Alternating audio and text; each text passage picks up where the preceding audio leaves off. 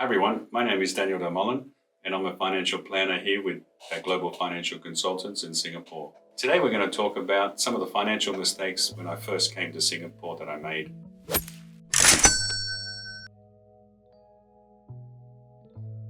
One of the mistakes I made when I first arrived in Singapore was I didn't open an SRS savings account. Although the SRS savings account has been available to EP holders or others in Singapore from 2001, I did not know about this, and I never opened an SRS account, and I never saved the tax by putting that money away.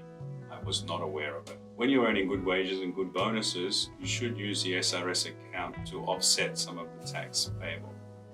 The next one was life insurance, TPD, and CI insurance. When I first arrived in Singapore, I should have taken out a higher level of life insurance, TPD, and CI. The earlier you take out this insurance, basically the cheaper it is. And especially needed if you're carrying a little bit of debt or you're carrying mortgages overseas. Life insurance is still a good option. That means that if something happens to you, you're not going to leave that debt to somebody else to pay. The third mistake I made was probably the biggest, is I changed the mortgage loan for a property I had in Australia from Australian dollars to Singapore dollars.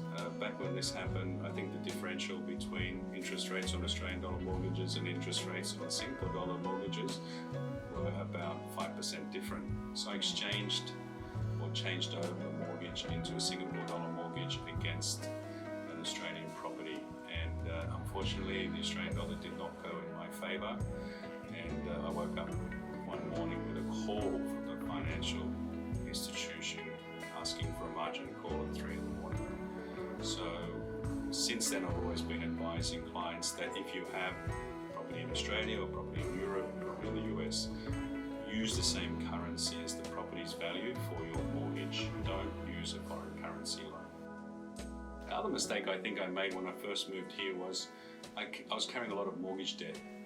Sure, if you live back in Australia or you live in your home country somewhere else, carrying high mortgage debt can be a way to minimise taxation with offsetting negative gearing and whatever. But once you move overseas, you have to consider how much mortgage debt do you really want to carry. There's not a lot of benefits once you're offshore, and taxes are higher than normally. So in hindsight, I should have offloaded some of the property I had back at home, kept it tight, not so high mortgage debt. For Australians, and for me as a mistake, I should have opened an insurance bond when I first got here. They need to be held for at least 10 years before you can take any tax advantages out of them for when you move back home. I did take out a insurance bond later on, but I should have done it earlier so that I started to save for retirement earlier. So if we do go back to Australia and retire, I can access tax-free savings. The other thing I did was I was using the Singapore tax deferred payment, so you can defer your payments for taxation for a little bit over every month, only because you could pay that tax-free. But in hindsight, when you're in a good salary and you have good bonuses, sometimes the best thing is just get rid of your debt. If you've got a tax liability there, if you can, just pay it off.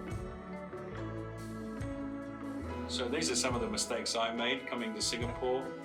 If you'd like to have a chat about any of those points, happy to go into more details. These are not made up stories, this is stuff that's happened to me. If you'd like to have a little bit of a chat about advice, if you're just arriving in Singapore now, you'd like to have a talk about things, happy to help. Give me a call. Thank you.